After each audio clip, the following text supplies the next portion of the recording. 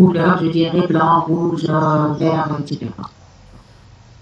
Mais sinon, pour les couleurs, là, si on doit manipuler les objets graphiques, pour les couleurs, vous avez une classe color, hein, elle existe.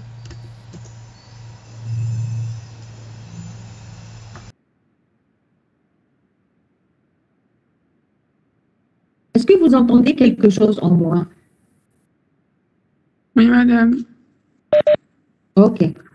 Donc, donc maintenant, avec la diapo, vous allez essayer donc, de lire avec moi et c'est tout. Donc voilà, donc une classe segment qui est définie par deux points, début et fin, ça on a déjà vu. Et là, on a ajouté un attribut couleur de type string, mais qui est statique. Vous voyez, donc j'écris statique string couleur. Pourquoi? Parce que, en fait, pourquoi j'ai défini statique? Parce que je veux que tous les segments aient la même couleur. Si je crée 3 segments, je veux qu'ils aient tous la même couleur. Je crée 100 segments, je veux qu'ils aient tous la même couleur. Comme c'est la même couleur, je ne vais pas créer un espace couleur pour chaque objet. D'accord? Je ne vais pas créer un attribut, donc un espace pour l'attribut couleur pour chaque objet. Je vais laisser cet attribut couleur partagé par tous les objets de cette classe et du coup, je vais le déclarer statique. Donc, c'est le concepteur de la classe ou le programmeur qui décide est-ce qu'il doit déclarer l'attribut statique ou non statique. Moi, j'ai voulu déclarer couleur statique parce que je veux que la couleur soit partagée par tous les segments. Partagée par tous les segments, ça veut dire à un moment donné, tous les segments doivent avoir la même couleur. Et donc, c'est vraiment bête de créer un espace couleur pour chaque segment. Si c'est la même et qui doit changer en même temps pour tous les segments, il faut créer un seul exemplaire de cet attribut couleur. Voilà, donc après, j'ai le constructeur, début égale new point, etc., des points X, fin égale new point, ça c'est ce qu'on a déjà vu, et couleur égale boolean. D'accord, donc j'ai mis en fait, une échelle de caractères qui dit que les segments seront de couleur verte. Okay. Donc voilà, vous regardez à droite, dans le premier cadran, j'écris début et fin sont des attributs d'instance. Début et fin sont des attributs d'instance. Pourquoi? Parce que chaque segment, il a son point de début, il a son point de fin. D'accord? Séparément et indépendamment des autres segments que je vais créer. La couleur est un attribut de classe. Et donc, un attribut de classe, il est déclaré avec le modificateur statique. Bon, on y arrive pour les méthodes. Alors, la méthode cette couleur, d'accord, elle modifie la couleur du segment. D'accord. En fait, si j'ai créé, par exemple, 10 segments, quand j'appelle cette méthode cette couleur, pour changer la couleur, tous les segments vont changer de couleur. D'accord. Voilà. Donc, regardez cette méthode, cette couleur. Et je donne en entrée donc, un autre attribut, un paramètre string col pour la couleur. Je mets couleur égale col. J'ai ajouté à gauche de la méthode le modificateur statique. D'accord. Là, je suis obligée. Pourquoi? Parce qu'il y a une règle. Après, on va arriver aux règles d'utilisation. Il y a une règle qui dit qu'une méthode qui utilise que des attributs statiques, elle doit être déclarée statique. Et là, je suis obligée parce que cette méthode n'utilise que l'attribut couleur qui est statique. Elle n'utilise pas des attributs d'instance. Donc, je suis obligée de la déclarer statique. Sinon, c'est une erreur. D'accord. Voilà. Donc, voilà ce que j'ai dans cette classe. J'ai un mélange d'attributs d'instance et statique. J'ai mon constructeur normal et j'ai une méthode de classe, une méthode statique, qui change la couleur. Je l'appelle cette couleur. Et comme elle n'utilise qu'un attribut statique, je suis obligée de la déclarer statique. Voilà. Donc, si je veux schématiser les choses pour mieux comprendre, donc, dans une méthode main, je vais créer 2 segments. Ça, on a déjà fait. Hein. Ça tombe bien parce qu'on a déjà fait l'exercice sur les segments. Alors là, j'ai 4 points, P1, P2, P3 et P4, d'accord, avec des coordonnées différentes. Je crée le premier segment S1 et un nouveau segment P1, P2.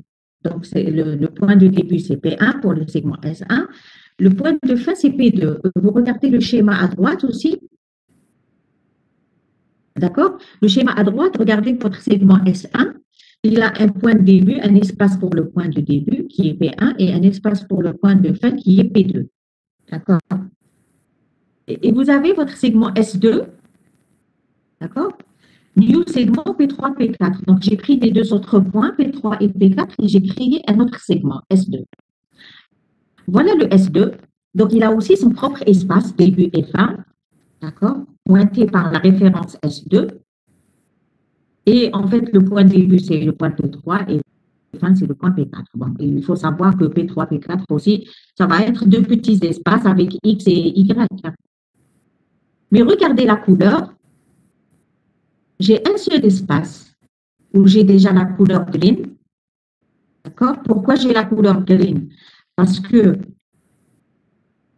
si je reviens en arrière, dans mon constructeur, j'ai mis couleur égale green. D'accord? Donc, quand je fais new segment, automatiquement, la couleur sera égale à green. D'accord? C'est initialisé dans le constructeur. Donc, vous regardez, vous voyez ici que cet attribut couleur qui contient la valeur en fait, green, il est partagé par les deux segments. Je n'ai pas en fait un attribut couleur ou un espace couleur pour S1 et un autre espace couleur pour S2. C'est une seule case, un seul espace partagé par S1 et S2. Et même si je dois créer encore 100 segments, ils vont tous partager ce même espace de couleur. Est-ce que c'est clair? Oui, madame.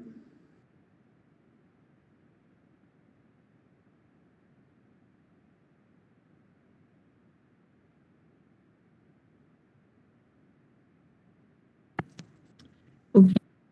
Donc là, on vous dit, vous lisez en bas, l'attribut couleur qui est statique existe en un seul exemplaire. C'est une seule classe mémoire partagée par tous les objets de type segment.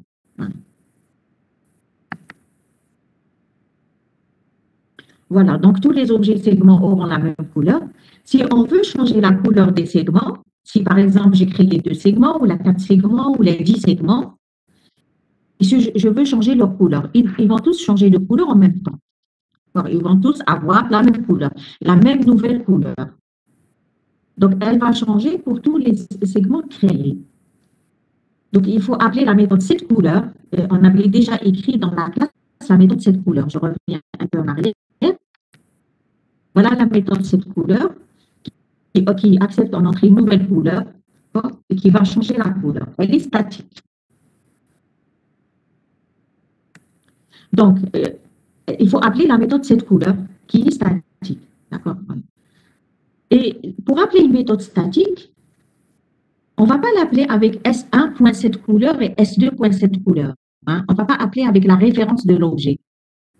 Parce que finalement, une méthode statique ne dépend pas de l'objet. Elle va s'exécuter pareil pour tous les objets de la classe. Donc, une méthode statique, si je dois l'appeler, je l'appelle avec le nom de la classe. Ça, c'est une autre règle. Donc, première règle, c'est qu'une méthode qui n'utilise que des attributs statiques, il faut la déclarer statique. Et deuxième règle, une méthode statique, il faut l'appeler avec le nom de la classe. Donc, on écrira segment.set couleur, par exemple, blue. Ça veut dire que là, je veux changer la couleur de tous les segments et je veux que ça passe du vert au bleu.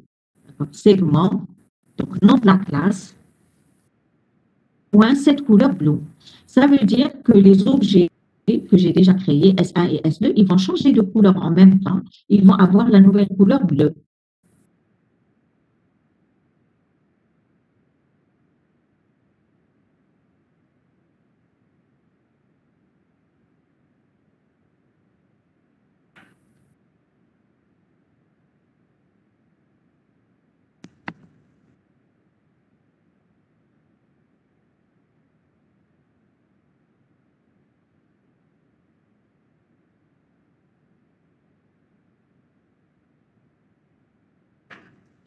Voilà, donc là, une méthode de classe.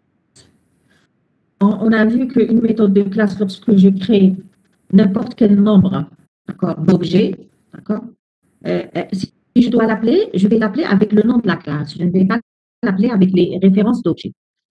Et elle va s'exécuter de la même manière pour tous les objets de la classe. En une seule fois. Maintenant, il faut savoir aussi qu'une méthode de classe, peut même être appelé sans création d'objet. Lorsque j'ai une méthode statique dans une classe et que j'ai créé par exemple une dizaine d'objets, si j'appelle cette méthode, je l'appelle avec le nom de la classe, elle va s'exécuter sur tous les objets de la classe. Maintenant, il se peut que j'ai une méthode statique dans une classe, mais je n'ai pas encore créé d'objet de cette classe. Une méthode de classe peut même être appelée sans création d'objet. On a déjà vu un exemple. On a déjà vu un exemple d'une méthode de classe qui est appelée sans création d'objet. Est-ce que vous vous rappelez? Madame, كيما SQRT ou puissant. Voilà. C'est comme SQRT, POW, je ne sais pas, on a utilisé POW, on a utilisé SQRT. Les méthodes de la classe maths, d'accord, qui permettent de calculer la racine carrée, le sinus, le cosinus, la puissance, etc. Pratiquement, elles sont toutes des méthodes statiques. D'accord? Elles sont toutes des méthodes statiques. Et du coup, vous avez remarqué, quand on a voulu utiliser la méthode SQRT, qu'est-ce qu'on a écrit? Bon, je vais écrire dans le chat. On a écrit quoi? On a écrit math.sqrt de quelque chose. Voilà. Math, c'est le nom de la classe qui contient la méthode SQRT. Donc, SQRT est une méthode statique définie dans la classe math. Et vous avez vu aussi qu'on n'a pas créé d'objet. Donc, SQRT, c'est une méthode statique de la classe math. Et donc, pour l'appeler, je fais précéder son nom par le nom de la classe. D'accord? Et vous avez vu aussi qu'on n'a pas créé quelque chose de new math. On n'a pas fait création d'objet de la classe math. Donc, il y a des méthodes statiques dans des classes que je peux appeler sans création d'objet. Voilà. Donc, voilà un exemple. OK?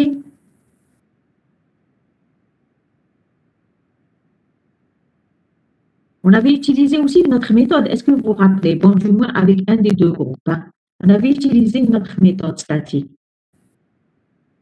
La dernière séance, quand on a fait le TD.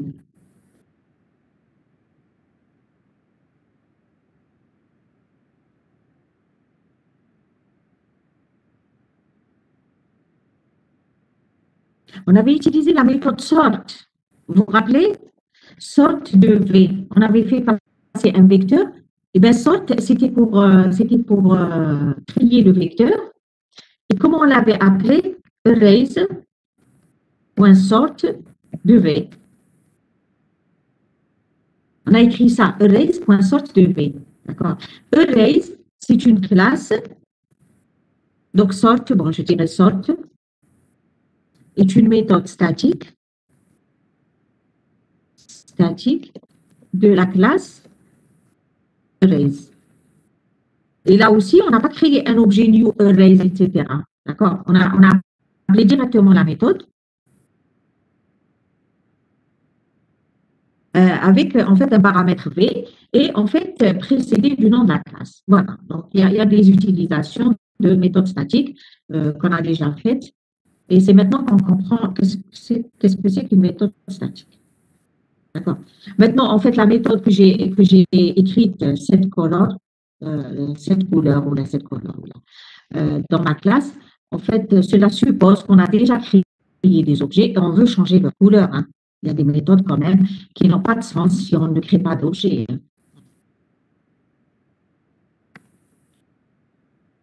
Alors, les règles d'utilisation des attributs statiques et des méthodes statiques. Bon, on vous dit les attributs statiques peuvent jouer le rôle de variable globale dans un programme, parce qu'ils sont partagés par tous les objets de la classe. Bon, quand vous êtes à l'intérieur de la classe ou à l'intérieur de classes dérivées, bon là, vous ne comprenez pas trop parce qu'on n'est pas encore arrivé à l'héritage. Lorsqu'on est à l'intérieur de la classe, les attributs statiques peuvent être utilisés directement, donc sans précéder le nom du nom de la classe. Et quand on sort de la classe, pour faire appel à un attribut statique, il faut utiliser le nom de la classe, point le nom de l'attribut. Hein. Parce qu'en fait, il dépend de la classe, il ne dépend pas de l'objet. Alors, les attributs statiques sont créés en un seul exemplaire.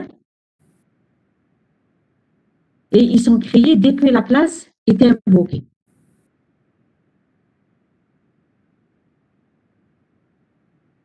Donc, on n'attend pas la création des objets pour créer les attributs statiques comme ils sont utilisés, comme ils sont créés en un seul exemplaire.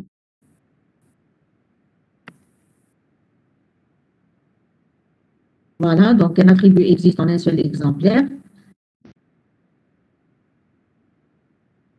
Une méthode statique peut être exécutée indépendamment d'une instantiation, c'est ce qu'on vient d'expliquer. Donc, même si je ne fais pas d'instantiation, si je ne fais pas de création d'objets, je peux utiliser les méthodes statiques d'une classe. Bon, là, c'est comme les méthodes de la classe math. Là, il y a une règle qui dit une méthode qui est déclarée statique ne doit pas utiliser les attributs d'instance de sa classe. Elle ne doit utiliser que des attributs statiques. Donc, si vous déclarez une méthode statique, vous n'avez pas le droit à l'intérieur de la méthode d'utiliser des attributs d'instance. Et vice-versa, une méthode qui n'utilise que des champs statiques, des attributs statiques, qui fait appel à que des méthodes statiques, il faut la déclarer statique. Ça, c'est la dernière règle, c'est ce qu'on a vu avec la méthode cette couleur. Donc, une méthode, si vous la déclarez statique, vous n'avez pas le droit d'utiliser à l'intérieur les attributs d'instance. Une méthode qui n'utilise que des attributs statiques, vous êtes obligé de la déclarer statique. Donc, en fait, c'est une équivalence, c'est une implication dans les deux sens. OK? Et après, donc, avec les exercices, vous allez voir comment, en fait, c'est quoi l'utilité de ces méthodes de classe. On ne les utilise pas beaucoup, mais elles ont une utilité. En fait, les méthodes de classe, les attributs de classe, voilà, statiques, on les utilise, mais pas aussi souvent que les attributs et les méthodes d'instance.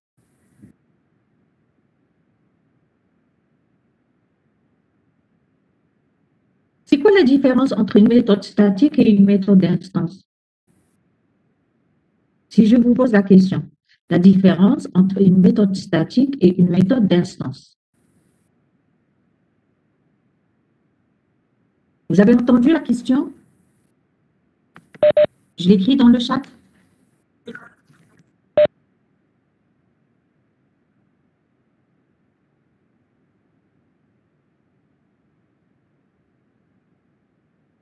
Alors, je vais l'écrire quand même, une méthode et une méthode d'instance.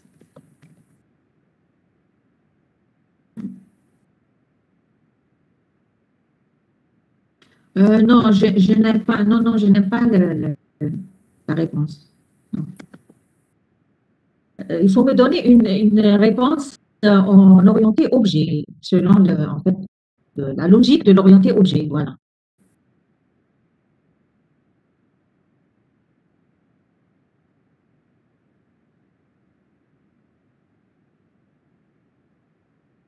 Donc, la différence entre une méthode statique ou une méthode de classe, quand je dis méthode statique, c'est une méthode de classe, et une méthode d'instance.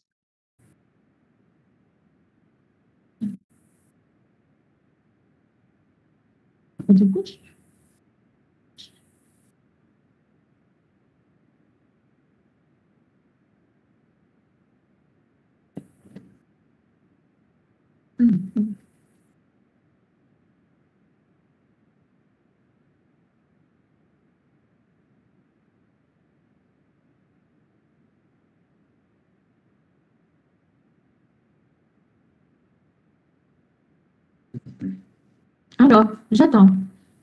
La différence entre une méthode statique et une méthode d'instance.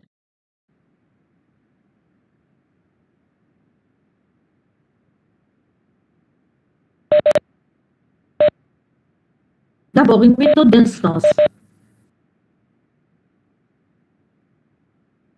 Dites-moi comment vous définissez une méthode d'instance.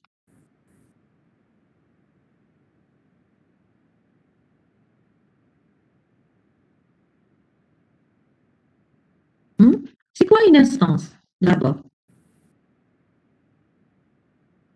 Allô?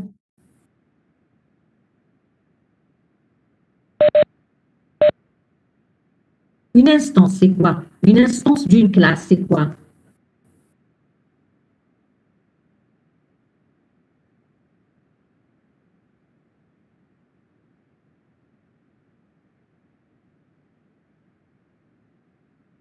C'est un objet. Voilà, j'ai vu une réponse objet. Voilà.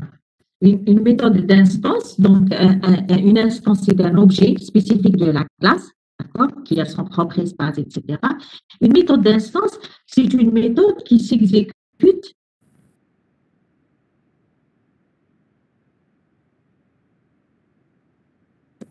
sur un objet précis de la classe. C'est-à-dire qu'elle dépend de l'objet. Si je veux exécuter une méthode d'instance sur 10 objets, il faut appeler la méthode sur les 10 objets.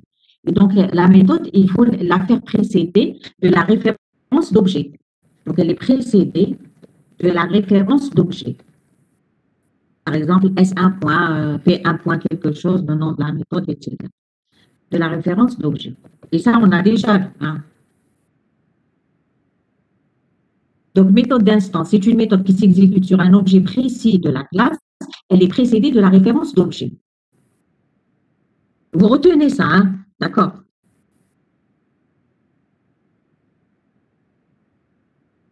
OK, donc une méthode d'instance, c'est une méthode qui s'exécute sur un objet précis de la classe. Elle est précédée de la référence d'objet. Et ça va de soi. Quand je dis précédée de la référence d'objet, ça veut dire qu'elle est liée à l'objet. Maintenant, une méthode de classe, c'est tout à fait le contraire. Méthode de classe, donc, n'est pas liée à un objet précis.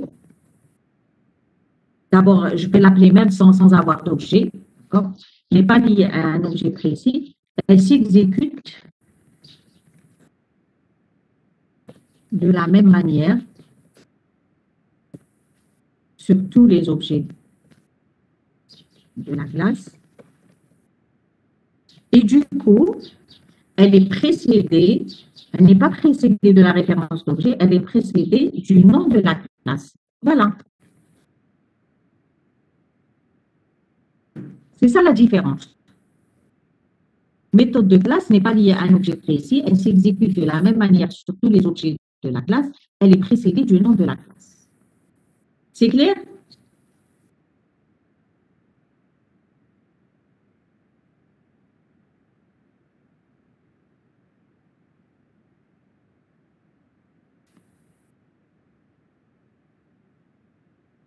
OK. Bon, on avance? Voilà, un exemple d'utilisation, par exemple, d'un attribut statique. Hein, je reviens à l'attribut statique. Si je veux un compteur d'objets, c'est-à-dire que je m'amuse à créer des objets, mais je veux compter. À tout moment, je veux savoir combien d'objets j'ai créés. Bon, ce n'est pas forcément dans une boucle. Je peux créer comme ça des objets tout au long d'un programme de manière aléatoire. Et je veux quand même à tout moment savoir combien d'objets j'ai créés. D'accord? Alors, ce compteur, il faut le déclarer comme un attribut statique. C'est clair. À chaque fois que je crée un objet, je vais incrémenter le compteur. D'accord? Il faut le déclarer statique, comme ça va être une seule variable. Vous me suivez? Comme ça va être une seule variable compteur. Je ne vais pas avoir un compteur pour chaque objet. Non, je vais avoir un compteur partagé par tous les objets. Et à chaque fois que je fais un new, je fais attention à faire dans le constructeur compteur plus 1. Donc, à chaque fois que je fais un new, le compteur, il va être incrémenté de 1. Et à tout moment, donc, je pourrais savoir, est-ce que j'ai créé jusque-là 10 objets? Est-ce que j'ai créé 100 objets? Est-ce que j'ai créé 25 objets, etc. Donc, à tout moment, le compteur, il va me dire, en fait, combien d'objets j'ai créé. Et en réalité, bon, on peut avoir besoin de savoir combien d'objets on a créé, mais une utilisation de ce compteur, c'est lorsque je veux numéroter. Je veux donner des numéros aux objets, des numéros séquentiels. Par exemple, commençons à partir de 1. Par exemple, il faut imaginer un bon d'achat dans un supermarché ou là, un bon d'achat.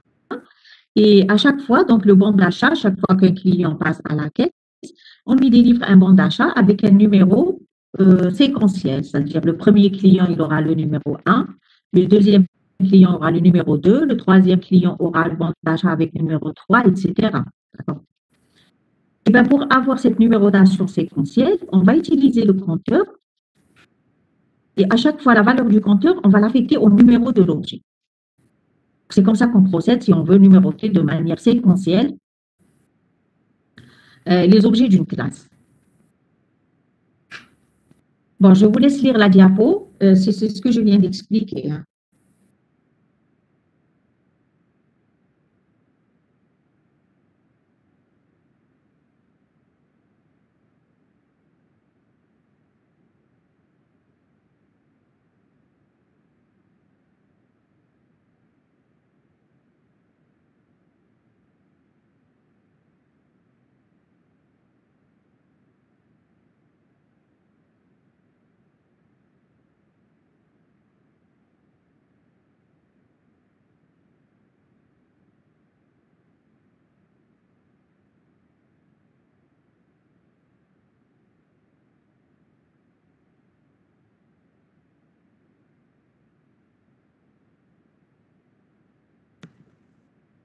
Voilà, maintenant on regarde l'exemple. Bon, pour illustrer ce que je viens de dire dans la diapo précédente, la numérotation séquentielle d'objets, vous regardez cet exemple, s'il vous plaît.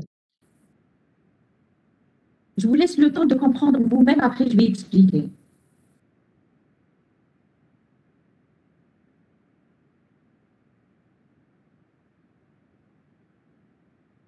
Non, un compteur n'est pas un modificateur. Un compteur est un attribut. Un compteur est un attribut que je déclare statique. Le modificateur, c'est statique, hein, c'est pas le compteur. Non, compteur, c'est un simple attribut.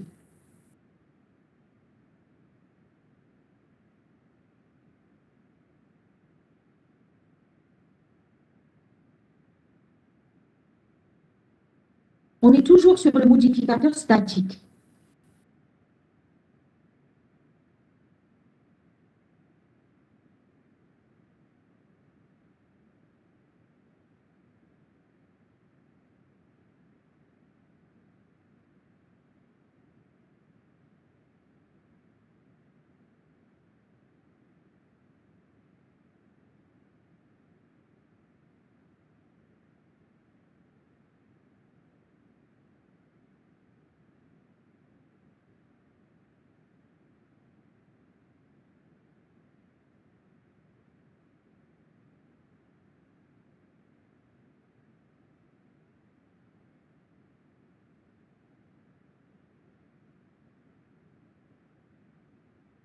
Voilà, donc ici, pour illustrer cette notion, l'utilisation du compteur d'objets pour la numérotation des objets, j'ai repris la classe point avec les deux, vous voyez les deux attributs double XY. Je veux ajouter une numérotation séquentielle aux objets de type point. Je veux par exemple que le premier point sera le numéro 1, le deuxième point que je crée sera le numéro 2, le 10e point sera le numéro 10, et ainsi de suite. D'accord. Voilà. Alors, voilà, j'ai utilisé le compteur, vous le voyez, donc comme attribut de la classe CPT, je l'ai appelé CPT. C'est un entier, int CPT, il est statique. Si je le fais, si je ne déclare pas statique, je ne pourrais pas avoir en fait la numérotation séquentielle. Donc, il est statique, comme ça, à chaque fois que je fais un plus 1, il part dans la même case mémoire. Et regardez, j'ai un autre attribut plus haut, j'ai l'attribut numéro. D'accord, ça, c'est le numéro du point. Chaque point, il a un numéro spécifique à lui. Vous voyez, le numéro, il n'est pas statique. Ça veut dire chaque point, chaque objet point, il a 3 attributs qui sont spécifiques. Le numéro, le X et le Y.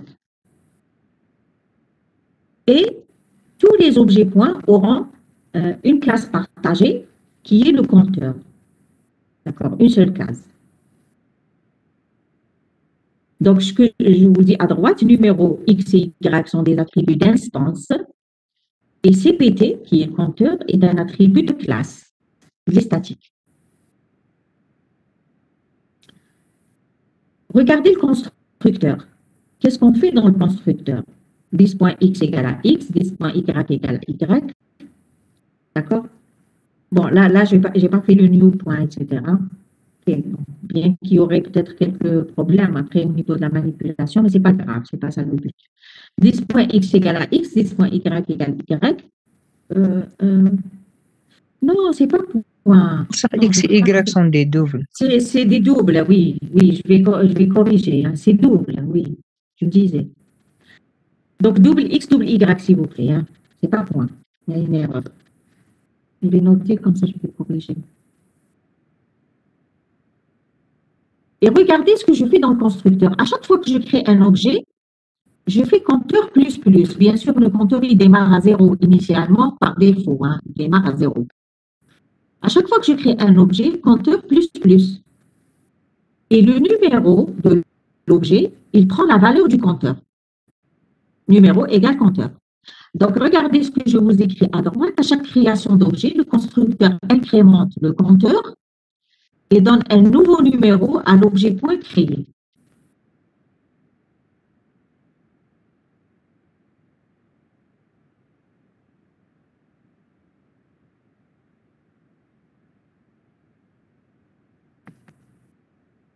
Et voilà l'illustration. Sur un exemple, donc je veux utiliser la classe point pour créer des points. Point A égale new.53. Là, je donne les coordonnées. Point B égale new.-10,4. D'accord? Vous regardez le point A, s'il vous plaît. Le point A en bleu. J'ai un numéro, j'ai X et j'ai Y. Donc, lorsque je crée le premier point, new point, j'aurai dans le constructeur, il y a, rappelez-vous, l'instruction compteur plus plus. Donc, déjà, le compteur qui a démarré à 0, il sera égal à 1 et numéro égale compteur. Donc, le numéro sera égal à 1. Et voilà. Donc, le numéro pour l'objet A, c'est 1. Et X, bon, c'est 5 et Y, c'est 3. Ça, c'est les coordonnées du point. Après, lorsque je crée le new point, le point B, new point moins 10, 4, c'est un autre espace, bien sûr, pour l'objet B, avec 3 attributs d'instance, numéro X, Y, comme pour le A. Le X, c'est la valeur moins 10, le Y, c'est la valeur 4, mais le numéro, comment il est obtenu? Il y avait donc compteur, il y avait 1, rappelez-vous. Quand on fait new B, pardon, quand on fait new B, new point pour B, on va faire compteur plus plus. Donc, le compteur va passer à 2. Et le numéro du point B, il aura la valeur du compteur. Il aura la valeur 2. Voilà. Donc, numéro pour le point B, c'est la valeur 2.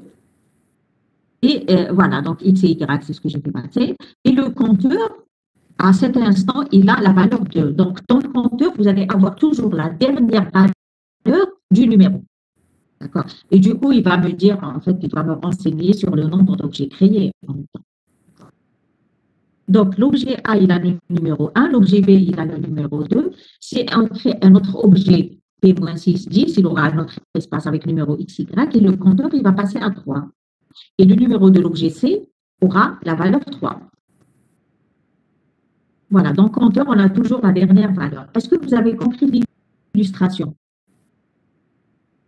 de cet attribut couleur, compteur, pardon, que j'utilise pour une numérotation séquentielle des objets. Et du coup, je suis obligée de le déclarer statique, le compteur. C'est compris? S'il y a des questions, il faut les poser, sinon on avance.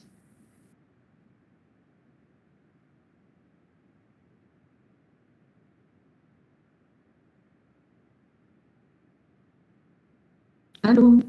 C'est compris?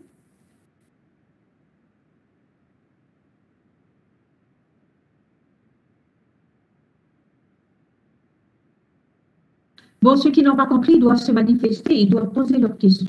Hein? D'accord?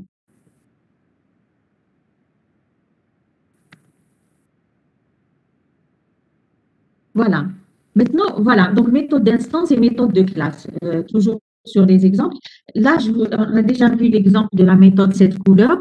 Donc, on était obligé de la déclarer statique. Pourquoi? Parce que, en fait, elle n'utilise qu'un attribut statique. Et si elle utilise que l'attribut statique, il faut la déclarer statique. Bon. Maintenant, pour voir un peu la différence entre une méthode d'instance et une méthode de classe, et qui fait la même chose. D'accord? Là, j'ai repris la classe point et j'ai écrit une méthode égale qui vérifie l'égalité entre deux points. L'égalité entre deux points, en fait, deux points sont égaux s'ils ont le même, on a déjà écrit en TD, je pense, s'ils ont les mêmes coordonnées, le même X et le même Y. Mais on avait écrit une méthode d'instance. D'accord? Parce qu'on ne savait pas, en fait, on ne connaissait pas les méthodes statiques. Donc, on avait écrit une méthode d'instance. OK? Égale, qui vérifie si un point P1 est égal à un point P2. C'était quoi la signature de la méthode égale pour vérifier l'égalité entre deux points? C'était quoi les paramètres de la méthode égale? P2. Voilà, un seul point. Et ça, j'avais bien expliqué, un seul point. Voilà. Et l'autre, c'est le DIS. Bon, ce qu'il faut savoir, c'est qu'une méthode d'instance, elle peut utiliser la référence DIS, mais la méthode de classe ne peut pas utiliser la référence DIS. D'accord? Et là, donc, on va illustrer en écrivant une méthode d'instance et une méthode de classe, mais qui font la même chose.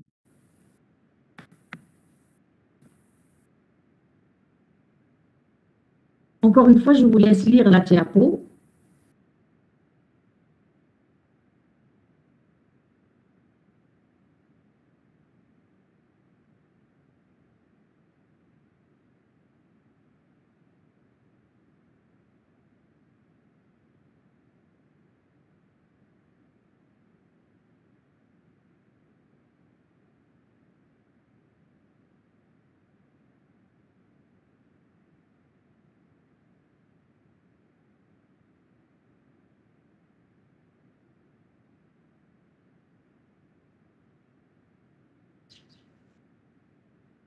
Là aussi, c'est double X, double Y, hein, parce que j'ai fait du copier-coller, donc j'ai repris la même erreur. Hein.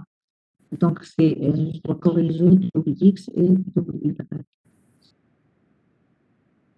Dans le constructeur point, ce n'est pas point X, point Y, c'est double X, double Y. Hein.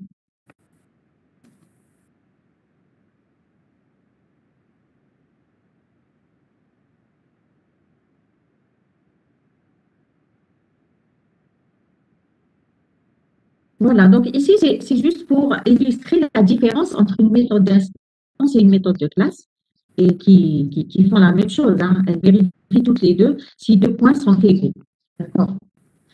Donc là, je reprends ma classe point avec mon constructeur et j'écris la première méthode, booléenne égale point P2. Bon, déjà, je n'ai pas mis statique, cela sous-entend que c'est une méthode d'instance. Et ça, c'est ce que j'avais expliqué la dernière fois. Donc, je ne vais pas passer les deux paramètres. L'autre paramètre, en fait, c'est celui sur lequel je vais appeler la méthode. Quand je vais appeler cette méthode, je vais écrire P1 égale P2. Et donc, le P1, c'est le 10. Ça, on a bien expliqué. Donc, return 10.x égale P2.x et 10.y égale P2.y. Ça veut dire vérifier si le 10.x égale P2.x et le 10.y égale P2.y. Retournez vrai. Sinon, retournez faux. D'accord? Vous pouvez l'écrire avec le if-else. Hein. Regardez la méthode égale statique, la méthode de classe. Elle est en bas. Donc, j'ajoute le modificateur statique, statique booléenne égale. Et là, comme je n'ai pas le droit d'utiliser le this, et je ne vais pas l'appeler avec une référence d'objet, je dois faire passer les deux paramètres, P1 et P2, les deux points. Donc, vous voyez la différence entre une méthode d'instance et une méthode de classe. Alors, ici, return P1.x égale P2.x et P1.y égale P2.y. Donc, je compare P1.x avec P2.x, P1.y avec P2.y. S'ils sont égaux, je retourne vrai, sinon je retourne faux. Donc, à droite, on vous dit une méthode statique ne peut pas utiliser la référence this, et donc on est obligé de faire passer les deux paramètres. Est-ce que vous saisissez la différence? Quand je vous dis, par exemple, dans une classe, écrivez une méthode d'instance et écrivez une méthode de classe. qui mène une méthode égale d'instance et une méthode égale de classe. Il faut savoir les écrire. Hein. Même si elles font la même chose, il y a quand même une différence au niveau des paramètres et au niveau de l'appel.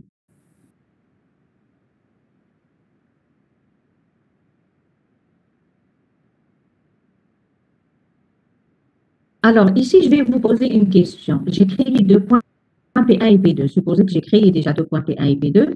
Comment je vais appeler la méthode égale statique pour vérifier l'égalité entre les deux points en utilisant la méthode statique? La dernière. Vous avez deux points. Vous voulez appeler la méthode égale statique pour vérifier l'égalité des deux points. Comment vous allez l'appeler?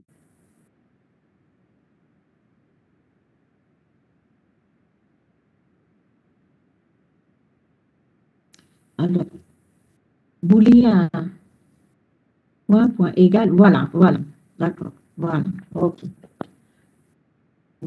Et la méthode d'instance? Et la méthode d'instance, comment vous l'appelez? P1 point égal de P2. Et voilà, c'est ce qu'on a déjà vu, voilà. Okay, très bien.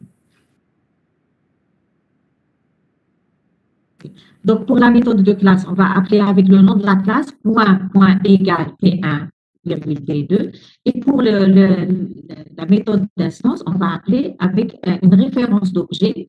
Bon, choisis votre référence P1 ou la P2 parce que c'est une méthode symétrique.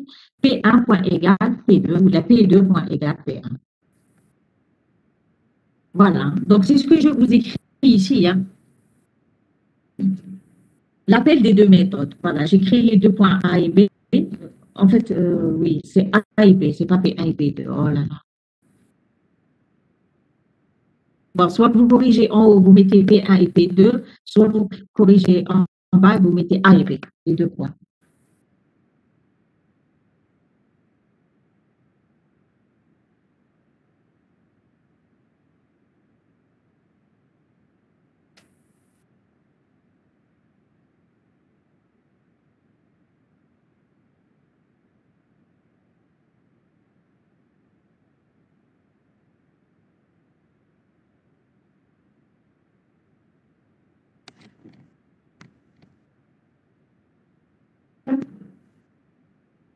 C'est clair? C'est bon pour tout le monde? Bon, vous allez reprendre le cours après, je vais vous l'envoyer, vous allez reprendre et si vous avez des questions, après vous pourrez les poser. D'accord?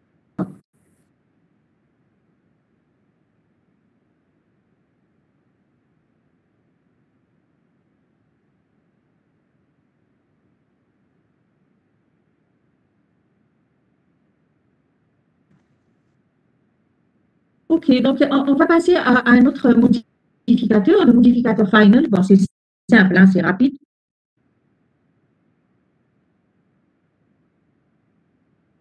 Le mot-clé final, ou là, le modificateur final, il est utilisé pour définir des attributs constants, ou alors des constantes.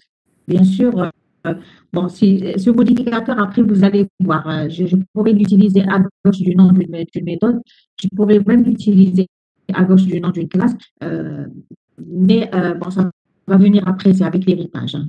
Là, je le définis seulement pour les attributs. D'accord. Donc, une constante, vous connaissez, c'est une variable qui ne change pas de valeur. Hein. Une fois qu'on lui attribue une première valeur, elle ne va pas changer de valeur. Vous lisez la diapo, s'il vous plaît.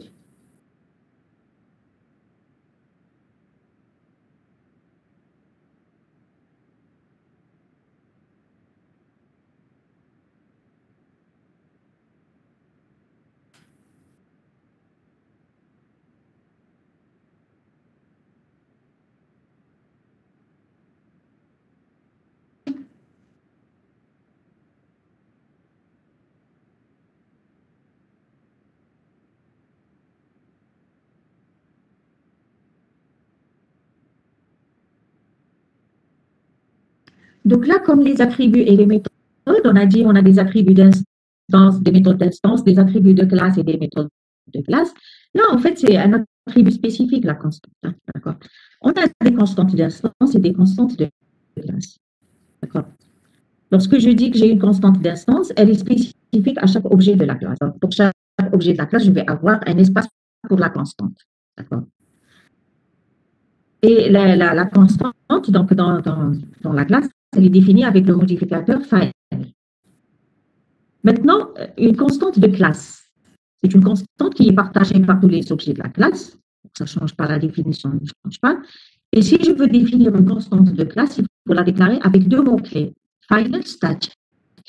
Donc, il faut préciser statique pour dire que c'est une constante de classe et final, c'est pour dire que c'est une constante.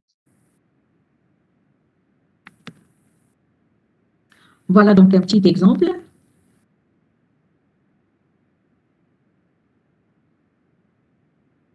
Voilà, une classe test constante, par exemple, quelconque.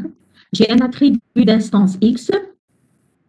D'accord, c'est un attribut d'instance, donc il n'est pas statique. Il peut changer de valeur, il n'est pas final.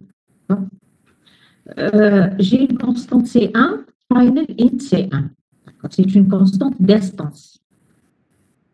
Ça veut dire que dans chaque espace d'objet, quand je fais new test constant de cette classe, dans chaque objet, je vais avoir un espace pour C1. Et j'ai une autre constante, final static int C2 égale 100. Et bien cette constante C2, c'est une constante qui ne va pas être répétée dans chaque objet de la classe cette constante. Elle va être partagée par tous classes testantes. Je vais avoir un seul espace C2, mais je vais avoir 10 espaces C1, parce que C1 n'est pas statique.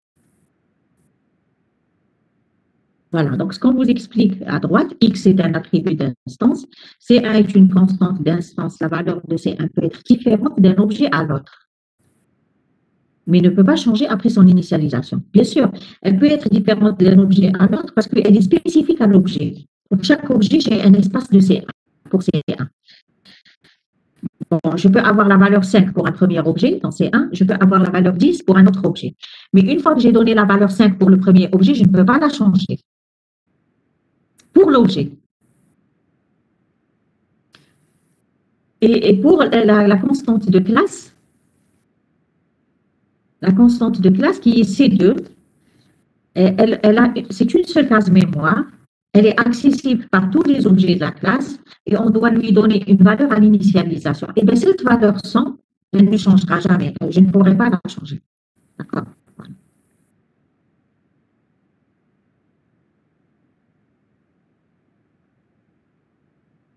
Regardez le constructeur.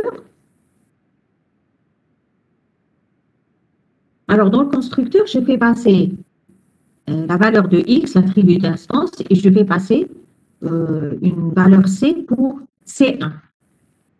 C'est logique. D'accord? Parce que chaque objet pourra avoir sa propre valeur pour la constante C1. Mais je ne pourrai pas faire passer une valeur pour C2. Impossible. D'accord? Voilà. Donc, this.x égale à X et C1 égale à C.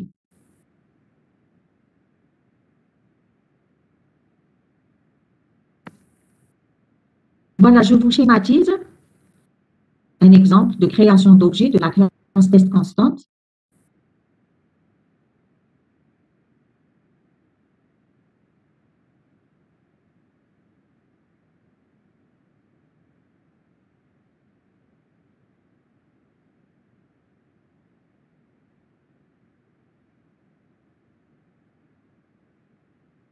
Et vous avez les commentaires. Vous lisez les commentaires, s'il vous plaît.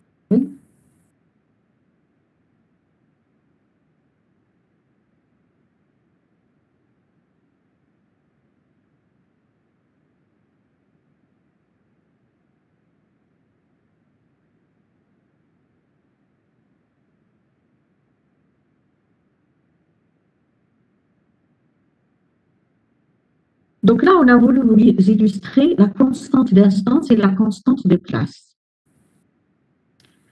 Je crée un objet obj1 avec new test constante 1520 et obj2 avec new test constante 230. D'accord, donc x sera égal à 15 pour obj1 et la constante C1 sera égale à 20. Pour obj2, X sera égal à 200 et la constante C1 sera égale à 30. Il n'y a aucun problème parce que C1, elle dépend de l'objet OBJ1, C2, elle dépend, C1 aussi, l'autre C1, elle dépend de l'objet OBJ2. D'accord? Mais une fois qu'on a donné la valeur 20 à OBJ1, on ne peut pas changer. Hein. À C1 dans OBJ1, on ne peut pas la changer. C'est la notion de constante. Une fois qu'on a donné la valeur 30 à C1 pour OBJ2, on ne peut pas la changer. Même si elles sont différentes d'un objet à l'autre, ça, après, on ne peut pas les changer. Maintenant, C2, vous la voyez comme tout à l'heure, comme la couleur, comme le compteur, etc. C'est une seule classe qui est partagée par tous les objets. Je lui donne la valeur 100 et je ne peux pas la changer. OK? Voilà, donc si vous avez besoin comme ça d'utiliser des constantes qui dépendent d'objets, vous utilisez une constante d'instance. Si vous avez besoin d'utiliser une constante et qui est partagée par tous les objets de la classe, vous utilisez une constante de classe, tout simplement. Et pour l'appel, pour faire référence à une constante de classe, c'est le nom de la classe point le nom de la constante. Pour faire référence à une constante d'objet, c'est le nom de l'objet point la constante d'objet. Donc, obj1.c1, obj2.c1. Mais pour C2, je ne peux pas écrire obj1.c2, j'écrirai test constante.c2. Le nom de la classe point le nom de la constante. Donc, les règles d'utilisation ne changent pas. On a déjà, en fait, dans la classe maths, il y a une constante que vous connaissez qui est définie, c'est la valeur pi. Bon, elle est définie comme ça avec pi, d'accord? Pi égale 3.14, 3,14. Elle est définie dans la classe maths comme étant final statique double pi égale 3,14. D'accord? Si je veux utiliser pi, d'accord? Si je fais des fonctions trigonométriques là, pour faire appel à pour utiliser cette constante pi, j'écris math.pi. D'accord? C'est une constante de classe.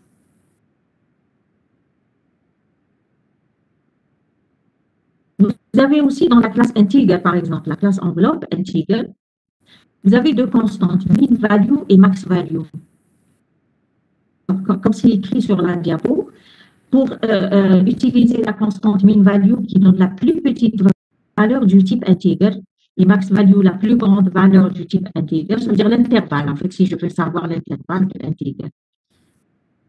J'écris integer, nom de la classe, point min value et integer, point max value. Est-ce que vous avez déjà utilisé ça en TP? Le min value, le max value? Oui, Drna. Voilà, donc c'est des constantes de classe. Et pour chaque classe enveloppe, vous avez le min value et le max value. Hein. D'accord. Donc vous avez le float.min value, le float.max value, vous avez le long.min value, long.max value, etc. Pour chaque classe, vous avez deux constantes de classe qui sont définies et qui donnent en fait l'intervalle des valeurs, la plus petite valeur du type et la plus grande valeur du type. Hein.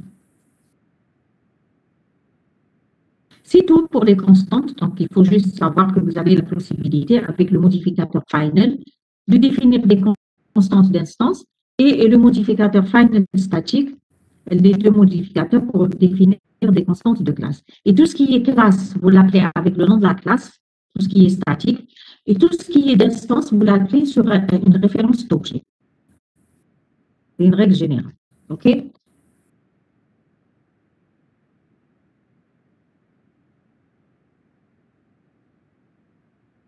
Bon, maintenant, on va juste aborder les modificateurs de visibilité. On va arrêter la séance après. Alors, les modificateurs de visibilité, vous les avez déjà vus. Hein. Vous les avez vus, mais là, on va expliquer. C'est-à-dire, vous les avez déjà rencontrés.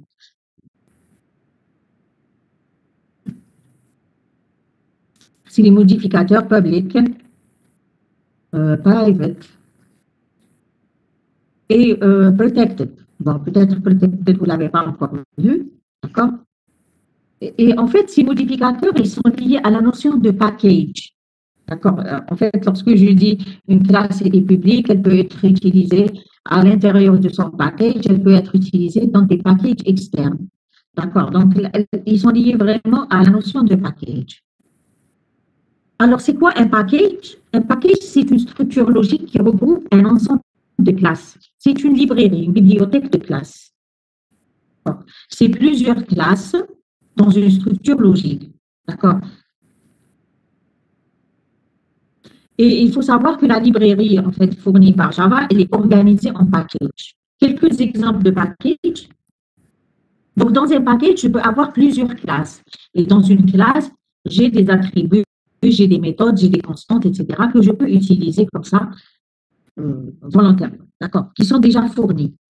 Le programmeur peut lui-même organiser ses classes en package. Hein. Je peux organiser, créer, par exemple, un ensemble de classes dans un package, un autre ensemble de classes, je le mets dans un autre package. Je peux organiser moi-même mes classes en package. Voilà. Donc, quelques exemples de package de Java. Vous avez le java.lang. J'ai dit, en fait, java.lang, c'est le package par défaut. Vous le trouvez ça dans le chapitre 1 que j'avais envoyé. Alors, java.lang, c'est le package par défaut. Il est importé directement sans faire le import. Est-ce que vous pouvez utiliser comme classe de ce package? Vous avez la classe system. On a déjà utilisé la classe system. System.in, system.out, c'est la classe system. Hein. Vous avez la classe integer, la classe float, la classe math, on a déjà utilisé, la classe string, on a déjà utilisé, string builder, string buffer, etc. D'accord. Vous avez pas mal de classes dans ce package par défaut. Et quand vous utilisez ces classes, vous n'avez pas besoin de faire un import parce qu'elles sont importées par défaut. Vous avez un autre package, par exemple, java.io. Madame, Java.io, c'est pour les entrées-sorties. madame, Oui, oui. madame, désolée, mais on a cours maintenant. Pas 9h40, 9h50, là, non. Non, 40, madame. Bien. Et que la séance, Oui. c'est la séance, c'est 1h15, non? Je ne sais pas. Mais en tout cas, on a cours à 9h40. Je comprends qu'on 9h40. Ah, c'est le La prof séance, qui c'est... nous a on y en a Ah bon, il s'est trompé alors.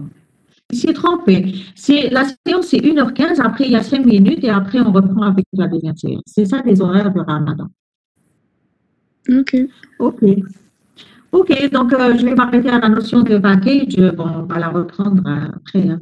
Donc, vous aurez une séance à 12h30, c'est ça? Oui. Allô? Voilà, madame. on reprend donc après le traité de M. Ayash, 12h30, Inch'Allah. Pour toute la section, hein? Ok. OK, allez, bonne continuation. Merci, madame. Au revoir.